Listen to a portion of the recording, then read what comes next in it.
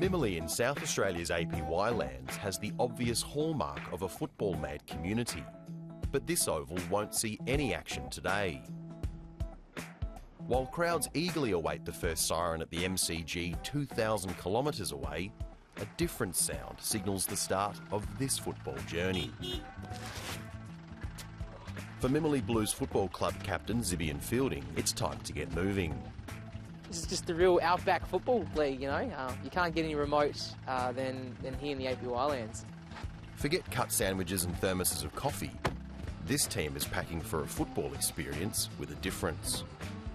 It takes, you know, a fair few hours just to round up the boys in the community, trying to pick them up and ensuring that they got their boots and their whatnots and goods in prep for how they prepare themselves for the game. One of the players in charge of rallying the troops is Mark Campbell. Today, the team is travelling 230 kilometres to play against the Central Swans at Armata. With the youngest members of the team picked up, it's time to hit the road.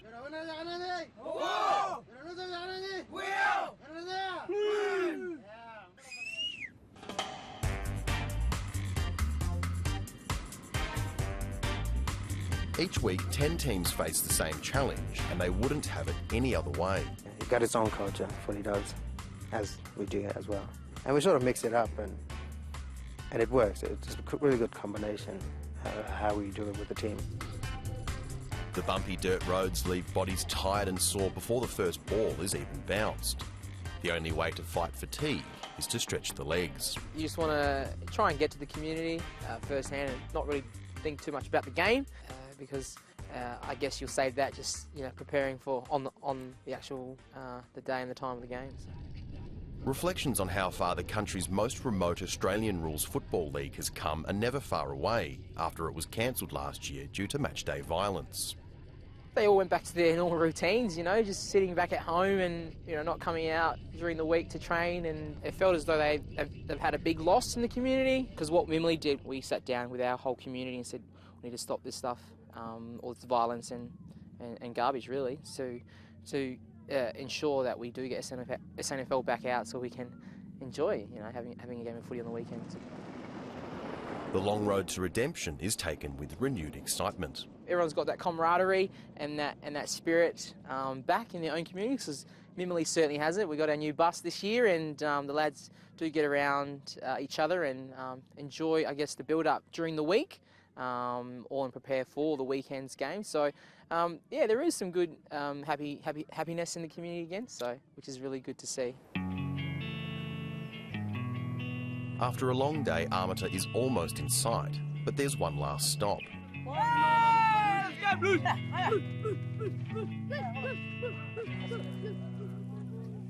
Before settling in for a night behind enemy lines, dinner is on the cards.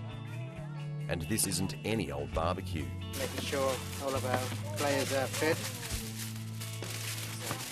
so they can play strong and hard tomorrow. Kangaroo tails are the best thing to have. Families join players to relax and recharge. And with the kangaroo tails under the coals, it's an ideal time to hone those skills before tomorrow's match. There'll be an opportunity later on to talk to the lads about our game tomorrow and what our tactics are. Alright, it's time to go now. Dinner is served. With dinner ready to go, it's back on the bus for a feed and the final stretch.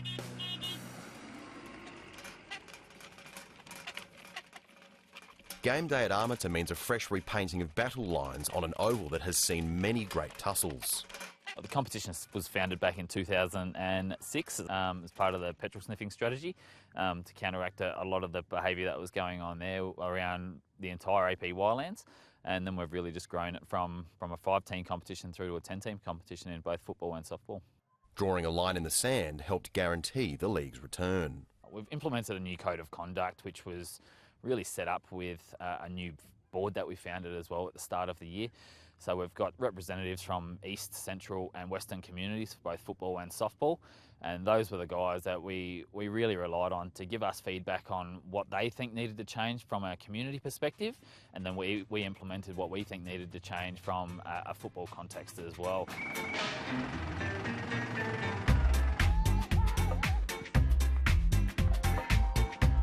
The changes have meant communities are kicking goals both on and off the field. We haven't had any match cancellations this year at all. Every game has gone ahead with the exception of guys who have been unable to travel due to vehicle issues or whatever it might be, which is a common occurrence out here. For the Mimili Blues, there's an extra incentive to do well.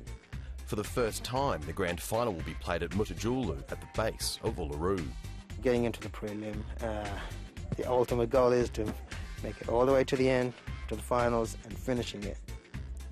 I'm going to make sure I'm not going to let it go this year.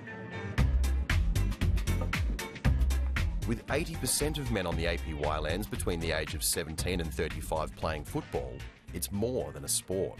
Really good for these young people. It keeps them busy, get out of mischief, and also keep them occupied and with us, where we can keep an eye on them and talk to them and keep on mentoring them. Big Bird, centre half. No, forward line. With the team sheet finalised, players are itching to start. Enjoy the game, fellas. Win or lose. Before the team takes their positions, there's one final pre-match routine. A call for divine help.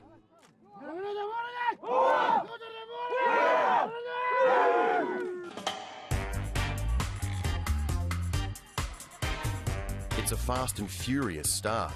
Armata gets the early break. A finals position is up for the taking, and players are putting their bodies on the line. Taking some precautions, but not others. Well, the main thing we tell them is not get on the ground. If you get on the ground, you get your knees grazed. You gotta always stay on your feet, be strong. Supporters lap up the action, with some even getting involved in the match, while others just entertain themselves. At the last change, Mimili turns to senior players for inspiration. We have our older players. We learn from our older ones, like same as how we've been living in the old days, we learn from our elders and pass on to our young ones. It's the same, same thing, but in a different way, and just footy. Scores tighten as the final siren nears, but Armata proves too strong. The Blues go down by 7 points. It's a disappointing result, but this year, more than ever, football is the real winner. The league is really good because we want this league to keep happening so our young ones can keep playing footy.